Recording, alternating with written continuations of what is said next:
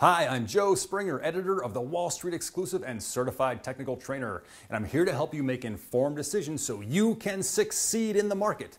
Today, I'm very pleased to have Telkonet CEO Jason Tienor in for an interview over Skype. Telkonet is an intelligent automation company that provides network services for large commercial and residential buildings and facilities. Its services provide energy and operational savings as well as added value for its customers. Telkonet recently became a profitable company after back-to-back record quarters. Its business scales well, it has captive customers, a subscription business model, barriers to entry, high gross margins, and very large market opportunities. Let's get you some more information. So here we are with Jason Tienor, the CEO of Telkonet. Jason, thank you so much for being our first interview. No, thank you very much for having me. Really appreciate you being here, and I'm going to turn you up there some more, and really appreciate you being here. So I'm going to get right into it here. Now, you took over Telkonet right before the recession in 2008, and you were charged with turning around the company. Where are you in that turnaround? We believe we're on the tail end turnaround. We have taken pretty much a battleship and gone through the exercise of doing a 180. At this point, we feel like we're putting a little bit of gas in the engines and starting to pick up pace. And moving forward, we see that going very well for us. So it's been a long, hard road, but we're really happy with where we've gotten to. It has been a long, hard road. You came in right when the economy tanked. That had to be fun, and but you still... Yeah, we executed a strategy initially of really concentrating on our low-hanging fruit of a market, which was hospitality. Mm-hmm. And as you well know, during that recession, hospitality was hit pretty hard. So we had to expand our business, locate additional markets, and really gain traction fairly quickly. But thanks to that, our hospitality business since that time has moved from probably 97% of our business down to about 60%, and we've really gained a lot of traction in higher ed, military, healthcare, public housing, etc.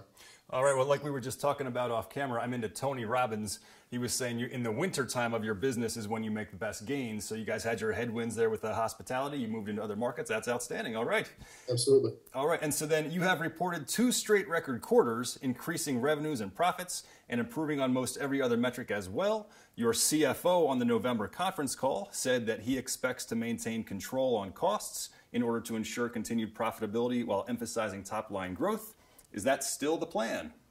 Absolutely. You know, one of the things that drives a small and growing company like ourselves is top line. You know, we want to be that 30, 40, $50 million company and growing. But in order to do that, you still want to do it profitably. You want to prove that you can stand on your own 2 feet. And what we've done with this company is exhibit a little bit of discipline and execution. We want to maintain profitability moving forward so we can justify where we are in our life and our stage of growth. But we want to take every dime that we make and invest it directly back into our operation so we can grow as quickly as possible, really become a competitor out there. That's really amazing and sort of refreshing for such a growth company, such a growth industry. There's not all that many that are focusing on being profitable and growing, and you're growing at 20 or 16.4% in the last quarter. And it's a little bit difficult when you realize that a lot of the competitors that are stepping into our spaces or our markets don't have products per se. They're startups. They're trying to introduce new technologies, and they get a lot of investment behind them. And unfortunately for Telkonet, it had a legacy that we had to turn around from. We re-established ourselves, rebranded ourselves, and introduced a new product. But we really became a market leader as a startup company, right? Because we acquired the technology, we built the product from scratch, but we moved into an industry that knew where the product was coming from. That being said, you know, we're building that leadership capability that everybody else is buying into. And at the same time, we're changing our very own marketing message. You know, we are selling within hospitality today as a energy efficiency or energy management company, but truly we are what the new buzzword of the day is what we've always been, Internet of Things. If you look at our controls, our light switches, our wall outlets, our thermostats, they all are true intelligent automation. They recognize signals from third-party systems, building automation systems, property management systems, and they execute energy efficiency as one benefit of a true intelligent automation platform. You know, the other 2 core benefits that we look at are creature comforts. If you think of the future environment, when you're driving home in your car today, you push a button on the car and the garage door opens. Tomorrow, when you drive home in your car, the garage door is going to open for you before you ever hit the driveway. That's a creature comfort. That's intelligent automation. And then on top of that, You have the capability for the intelligent automation in your home to use itself in a manner that best services the equipment itself. So you're not using it beyond its limitations or using it at times that would cost you more. Take, for instance, you leave for work in the morning, you throw your laundry in the washing machine and you hit the turn on button, right? And typically the washing machine turns on. The biggest problem with that is that might be a peak power period for your home. And all of a sudden now you're being charged 10, 20% more for the electricity to wash your laundry. That could be done at any point during the day. An intelligent automation platform will hold that start signal for the washing machine until your power levels or your costs reduce below a certain level, and then it will engage the washing machine to go ahead and wash your laundry. That, again, is a third benefit of intelligent automation. So there's so much more to the type of controls that we have and we service, we provide, that we don't talk about in our daily sales endeavors, simply because in the commercial markets that we deal with, the one that really makes bank, the one that the customers are concerned about, is saving them money, having the ROI, and that's the energy efficiency and management side. Outstanding. You made that same point when you referred to the hotels, and just in addition to saving them on their energy bill and on their operations, their equipment is going to last longer when they use it less. Exactly. All right. And thank you. So can you describe your two business divisions and the synergy between them? So you got some great operating leverage between your two divisions. Can you describe the way the two help each other?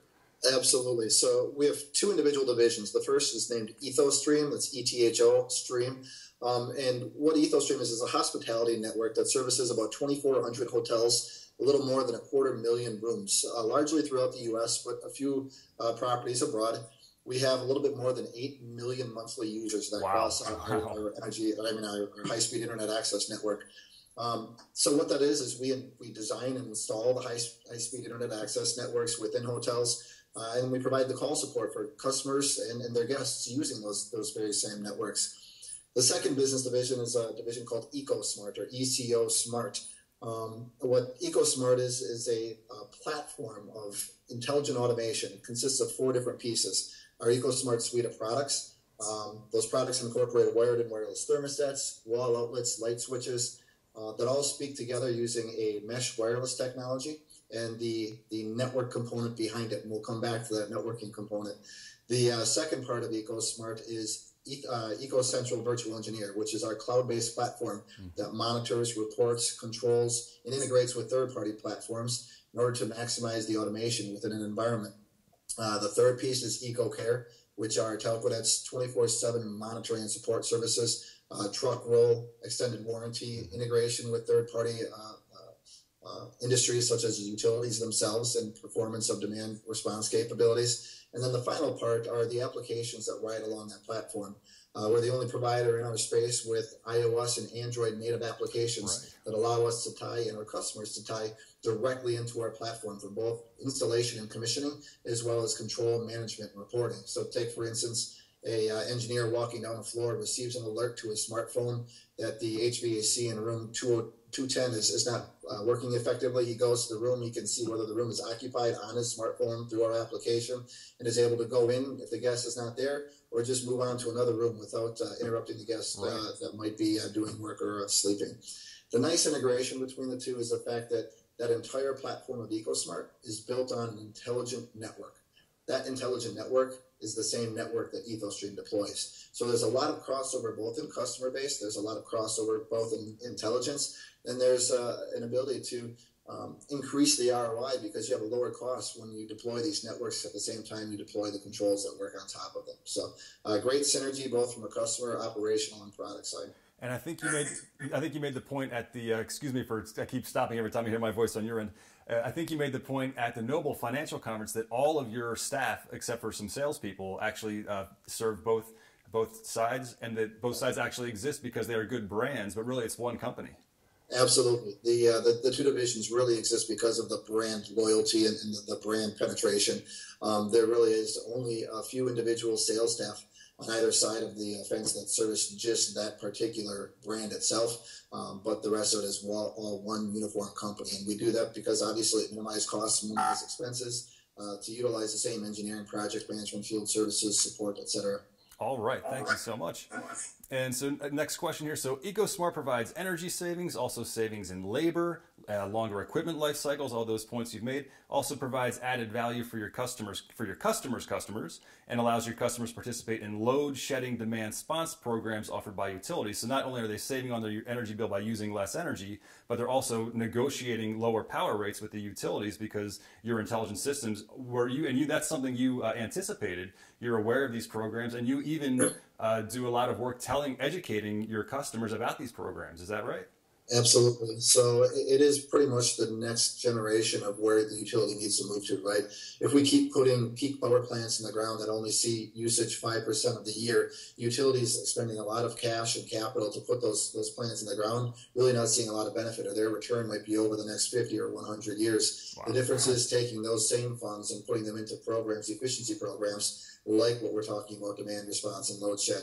Their ability to simply cut load when the peak demand exceeds what they have available for generation, and utilizing programs and customers like ours. A lot of residential customers will have seen capabilities or programs like this available to them. On the commercial side, it's a little bit more difficult. If you think about a hotel, you can't simply cut power at the meter, right? Or you can't simply cut cooling at the core power plant or the core cooling plant, simply because it's going to affect too many guests and you don't know to what degree it's going to affect them. And simply they're paying for a night in a bed. Right. The difference with us is through having intelligent controls in every room and automated controls that can communicate directly to all of the other facilities within the building.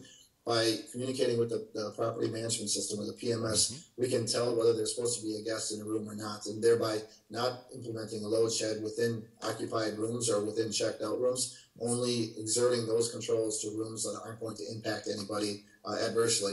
Thus, the hotel can now participate in those types of programs, can now gain the benefit by participating in those programs through lower rates, and also gain the benefit of reduced consumption during those load shed periods. That is awesome. And I think you made the point at Noble also that in some cases, you're the only one prepared for some of these programs, and you're the only one that's offering those, and that, again, just really great.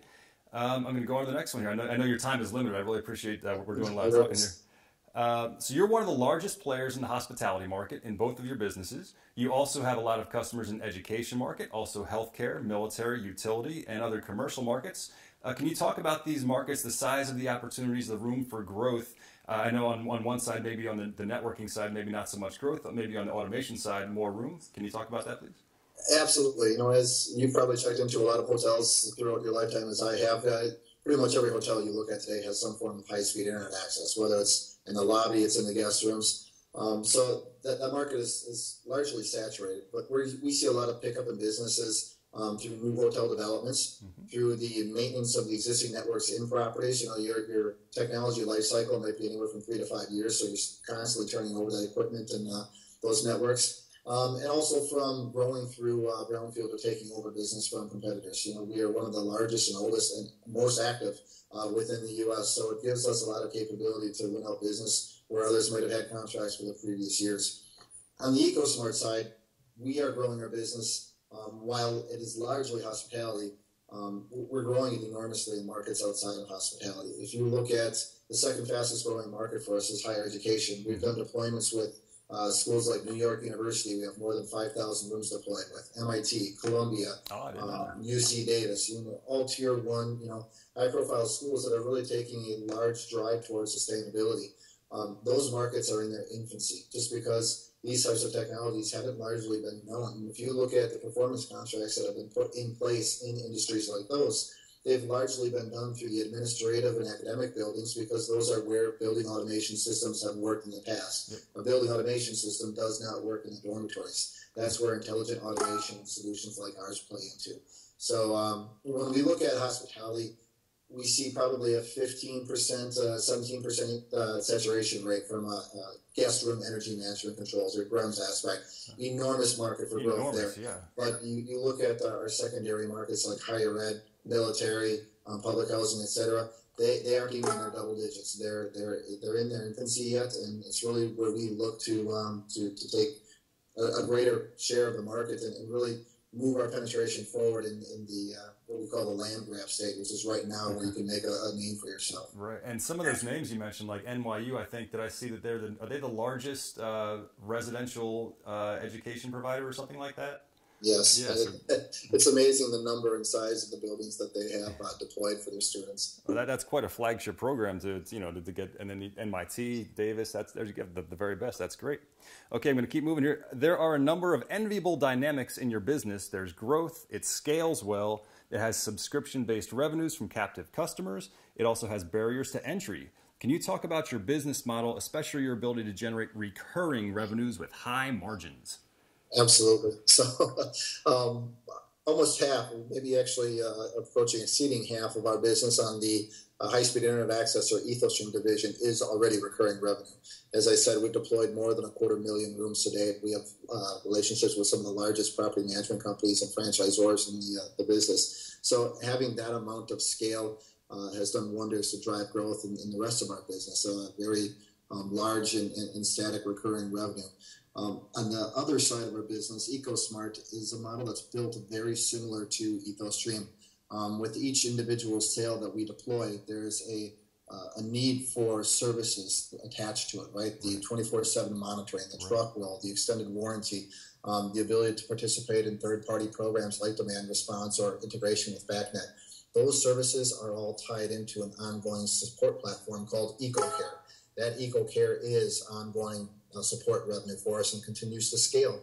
Obviously, each new customer that we install is adding on to those EcoCare contracts that we've had from the customers before. So it's an awesome recurring aspect. And the way that we benefit our customers is not only do we provide those services, but we continue to innovate beyond that. Right. Our ability to provide mobile apps like Eco Mobile gives our customers greater access and greater benefit from the services and software that we've put in front of them. If you could only use software tools when you're sitting behind your desk, it's not of a lot of value to housekeeping staff or to engineering staff who are out in the field and doing their job. They need that value when they're out there in the field. The nice thing for us is by creating applications on native OS platforms, they now have the ability to use their own, or BYOD, bring your own devices, and hotels don't have to go through the expense of buying them for their staff. We look at EcoSmart as being a model that's very similar to what Apple has designed over time, and that is it created a sticky environment for their customers. You have their phones, and their phone ties into iTunes. You now have all of your music on iTunes. You've paid for all the apps on your phone. Might have spent just as much on the apps as on the phone itself. So now you get a Mac because it's seamless integration, and you can take your phone calls from your phone onto your laptop.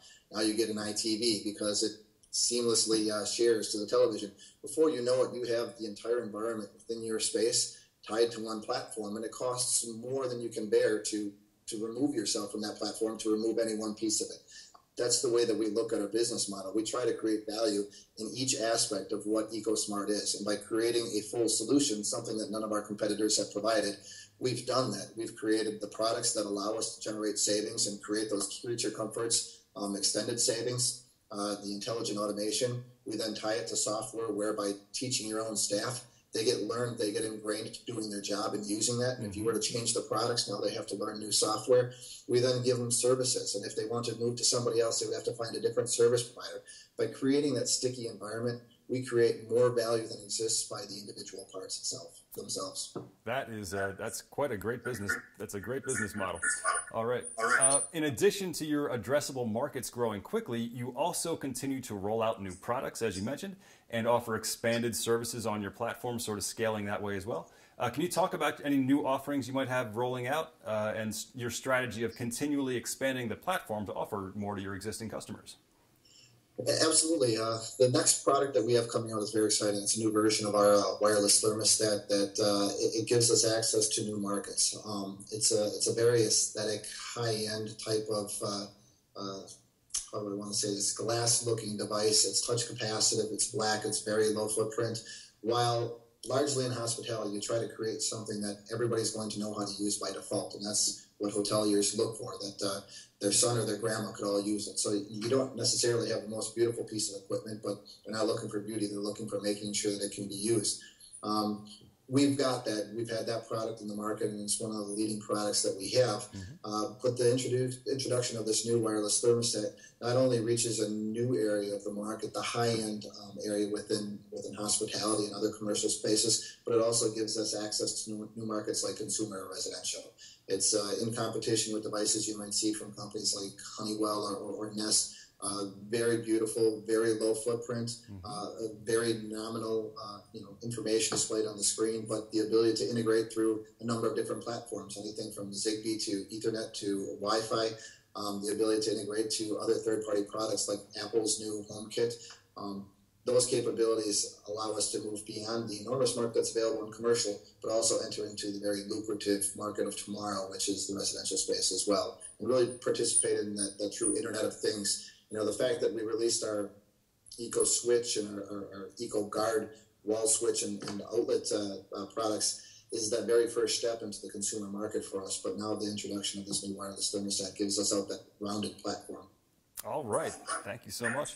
And before we go on here, has anybody ever said robotics? To me, every time I keep hearing about all this automation, this is like when you're watching the Jetsons, this is what the robot would do. And so now there's no robot, but this is like sort of like intelligent automation is going to be the robotics that we thought was going to be robotics.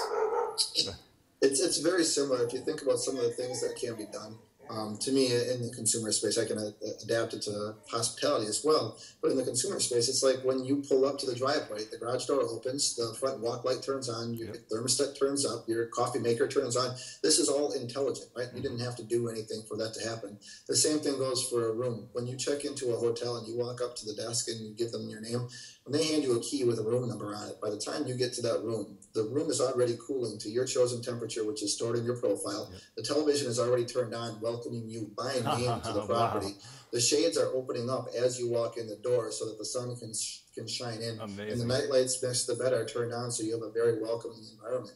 These are the things that are possible, and this is really what that high-end environment, it doesn't matter what property name or what part of the market they're in, but this is the type of feel they're going for. Because if you think about hospitality, it can have a big H or it can have a little h. It can be hospitality, the market, or it can be hospitality, the effect that you have on a guest that keeps them coming back. Wow.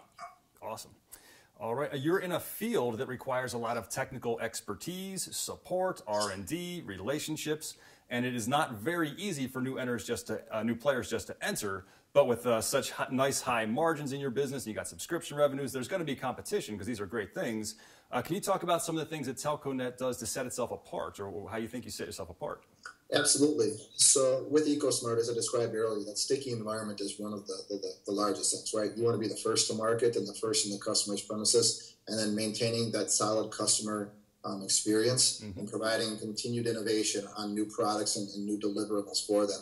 If they like what they have and they've ingrained it in throughout their operations, that's what they're going to keep throughout time. If we can keep innovating and providing greater value, so beyond just saving energy, by extending the life of their product, by lowering the cost of energy for them, these are the things that create barriers for competitors to enter into the market very easily. Also, the relationships that we have with our partners in our distribution network. Working with some of the tier 1 ESCOs in the space like Johnson Controls and Trane and Carrier, we have a capability of being first to market and the only product that they sell within their own customer bases. So by forming those relationships and keeping them tight-knit, the same thing with utility relationships of participating in their incentive and rebate programs and being able to monitor and provide the type of returns that they're looking for and the type of data that they need to ensure those returns. These are the things that really lock out competition from being able to enter in very easily.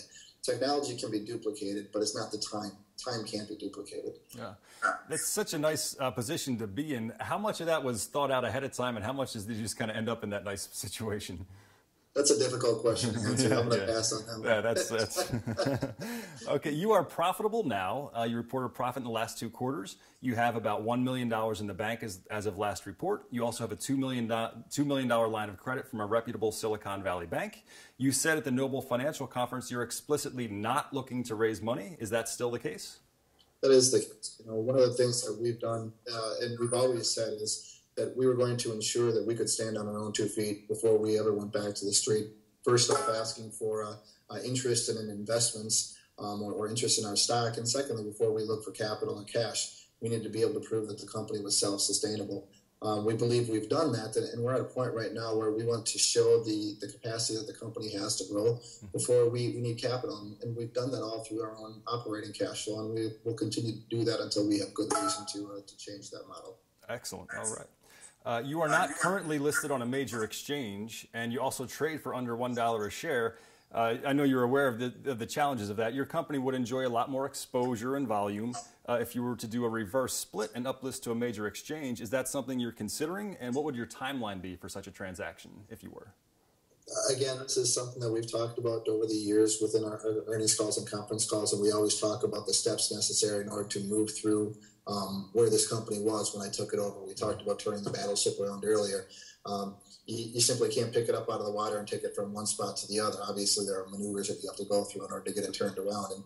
And we've always said that that's one step that we believe would have to be considered at some point. The board actively has conversations about it. We actively look through the time frame and where we are in the company's evolution. And, at some point in the future, that maybe will be the very next step. So it's interesting that we've been able to accomplish something that a lot of companies haven't been in our condition over the past several years. So we definitely intend to be around for the long haul and exhibit the things that a mature company like ours should. Excellent. All right. And then one thing that could possibly preclude you from that is that you're in an industry with growth and barriers to entry. Your financials are solid. You're growing revenues and profits. You work in close partnership with a number of larger players. It would seem your company would make an attractive buyout candidate for a larger player in the energy management space or that was looking to get into the space. You do a lot of work with Johnson Controls, who's also in Milwaukee, like you are. You came to Telkonet when you sold your EthoStream business that you founded to Telkonet. Would you be receptive to the right deal if it came along, or are you dedicated to staying independent? No, we would absolutely be receptive to any conversations that provided value both to a second party's customers and technology as well as to our customers and technology. I think that to entirely disregard any potential opportunities that would be out there would be foolhardy, especially for a company of our size. We want to get our technology as largely deployed as possible and really continue the evolution of the technology. That's what we are. We're a technology platform. We're into innovation as well as growth, but it's really for the sake of the product and the solution that we provide. So if there's a smart merger or smart marriage out there somewhere, obviously we're going to have conversations around it and see where it leads us. All right. Well, Jason, I really appreciate you being our first interview here on the Wall Street Exclusive. The time flew. That's all the questions I have for you. Thank you so much for being on the program. Anything else you'd like to say, or? No, honestly, I appreciate you contacting me and giving me the opportunity to get the story out a little bit more. I congratulate you on the show. It's very interesting and it looks great. And I look forward to seeing it online. Well, thank you so much. And we'll be inviting you back in 6 months or so when you report a couple of more quarters or something like that, and we'll have a lot more to talk about. Great. Thank you very much. All right, thanks, Jason. There you have it. Telkonet is the rare, profitable growth story, has a great deal going for it, and is under the radar as it just looks like an unlisted penny stock. Many thanks to Jason Tienor for joining us in the studio. I hope you found this information valuable so that you can make informed decisions and you can succeed in the market.